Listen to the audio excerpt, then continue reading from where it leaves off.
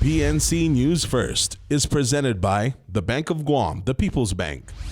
Pizza Hut, we're taking pizza to where it's never been before. Taco Bell, the only place where you live Moss. Colgate, the #1 brand recommended by dentists. And IT&D. PNC News First, broadcasting live in high definition from Tumon, Guam, on KEQI and KTGM, and on KPPI on Saipan. Here is your PNC News team. Hafa and good evening. You're watching PNC News First. We are live from the broadcast center at Akanta. I'm Jolene Toves. Thanks for tuning in. Topping our newscast tonight, the man who led authorities on a high-speed chase, which ended on Andersen Air Force Base, has died. Military officials confirmed that the incident, which occurred on Wednesday, causing the Air Force Base to go into lockdown, has resulted in the death of the suspect. According to Andersen Air Force Base Public Affairs Officer Staff Sergeant Zachary Bumpus, quote, "The suspect who entered the base has died. He was pronounced deceased at 7:52 a.m. on the 15th. While he was undergoing medical treatment," end quote. The incident began on Wednesday evening when the suspect in a home invasion report ran from police and crashed his vehicle into the military security barriers before fleeing onto base property. The suspect, who has not been identified by authorities, was at large for several hours and was not apprehended until about 6:45 Thursday morning. Bumpus says, quote, "During apprehension, the suspect responded aggressively and stabbed a Department of Defense Civilian Security Forces member. The suspect was subsequently shot by base security during the altercation," end quote. 36th Wing Commander Brigadier General Gentry Boswell, in response to the incident, says, quote, "Our top priority is to ensure the safety of Team Andersen, our service members, and families.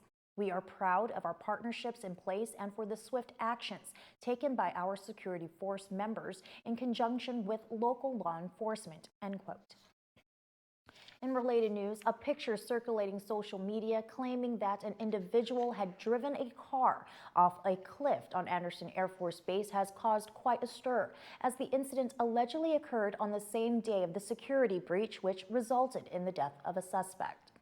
The picture showed a HSC-25 helicopter reportedly flying over a cliff line with the text reading, "Vehicle just drove off the cliff at Andersen. Possible suicide. Waiting for inbound medevac.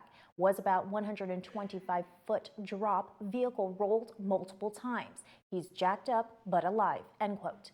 PNC reached out to Andersen Air Force Base Public Affairs Officer Zachary Bumpus to confirm the authenticity of the report. However, it appears that at this time it cannot be substantiated. He says, quote, "I cannot confirm or deny that the incident occurred on the base yesterday afternoon," end quote. He did, however, indicate that HSC-25 is based out of Andersen Air Force Base and does conduct training on a regular basis. Taking a look at church news, the time to file a sexual abuse claim against the Archdiocese of Agana has passed, and there are 272 total cases. August 15th was the date set by the courts to allow victims of clergy sexual abuse to come to the table and participate in settlement negotiations between the Archdiocese of Agana and abuse survivors. In total, 272 sex abuse claims identifying Guam clergy as the perpetrators were filed in time for the cutoff date, according to District Court Chief Judge Francis Tidinko Gatewood. But not all claims will move forward, as the federal judge indicated that 5 civil cases did not file proof claims by the deadline. The number of cases could change as the filings are being looked over for confirmation that they were filed correctly. In addition to this, Superior Court Judge Michael Berdalia, who also provided over Friday's joint status hearing, indicated that because the statute of limitations was lifted for sexual assault cases, this means that more clergy abuse cases against the Archdiocese of Agana could be filed, despite the deadline yesterday. A status hearing will be held in September. In other news, family and friends gathered on Friday to say their final farewell to Keith Castro, the 33-year-old victim in last month's Gigo shooting. It was on July 28th that Castro was shot in what appears to have been cold blood. And while his perpetrators were caught days after the murder, Castro's family had to wait to lay him to rest to allow for an autopsy to be conducted. This morning, family and friends gathered at Our Lady of Peace and Safe Journey Catholic Church in Chalampago to pay their last respects and to remember his life. I know he's a good kid. I mean, he's good to his kids. He's a good dad.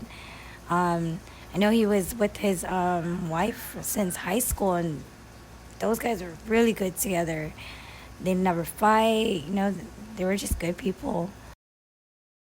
According to his friend, everything Keith did was for his family, adding that he was not a troublemaker and was just a good guy who was interested in family pastimes like cockfighting. Those who knew Castro also took to social media to express their heartfelt condolences to the family. The two men implicated in his shooting are currently being held behind bars. Thomas Titano is being held for aggravated assault on $100,000 cash bail, while the gunman, Joshua Palacios, is held on murder charges on $500,000 cash bail.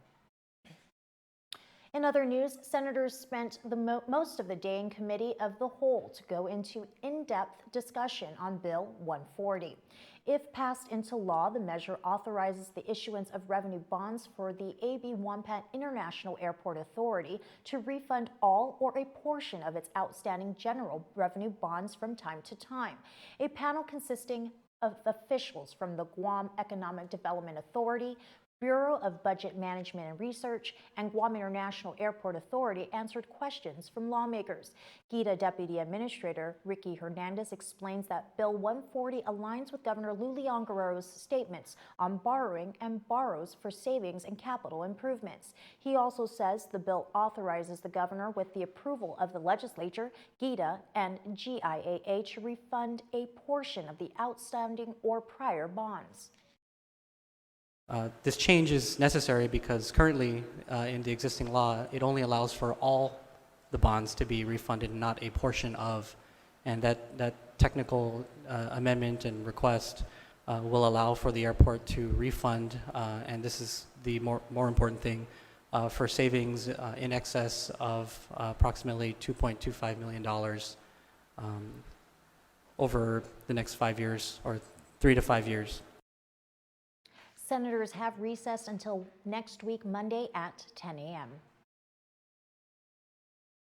Officials have come out and publicly expressed their opposition to Congressman Michael San Nicolas's plan to amend the Organic Act to compel the deposit of tax refunds as prescribed by local Guam law. Governor Lou Leon Guerrero described the San Nicolas plan as, quote, a step backward, end quote, in an interview with Patty Arroyo's show on News Talk K57. The governor said the congressman's actions are against what Guam is trying to do with regard to self-determination. She added that the issue that the congressman is hanging on his plan on, tax refunds, is already being addressed because the administration is already paying refunds in a timely manner. His actions are totally against what we're trying to do here with self-determination. I believe it's bringing us backwards, and it's also, I think it's sending also kind of like a confusing message to Congress, to the United Nations, when we are out there saying, hey, we want to have self-determination, we want our political status, we want to be able to, govern ourselves in a much more formal, independent kind of way. The governor also stressed that the congressman's proposal weakens the argument that the government of Guam is a mature government that is capable of independent governance. Former Congressman Dr. Robert Underwood also described the San Nicolas plan as, quote, backward, stressing that the function of the Guam delegate is to move the local locus of control from Washington to Hagåtña and not the other way around. Underwood said, quote, you don't do it wholesale, but incrementally. You do not lessen the legislature's control, end quote. Several community groups will come together in support of determining the island's political status and are inviting the public to join in. Let's check in with Amanda Dedicatoria for more on this report. Whether you're for statehood, free association, or independence, the organizers of the Fanogi March for Chamorro Independence is inviting the community to join them in a peaceful demonstration in support of Chamorro's self-determination. According to former University of Guam President Dr. Robert Underwood, the fight for self-determination has been a long one.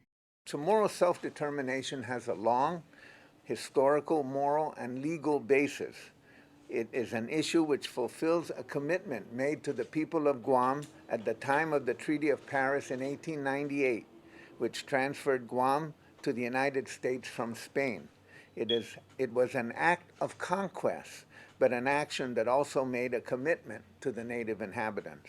This march comes a little after the Ninth Circuit Court of Appeals ruling that determined that the Guam plebiscite law was unconstitutional and violated the 15th Amendment. The plebiscite would have allowed native inhabitants of Guam to say whether they supported statehood, free association, or independence.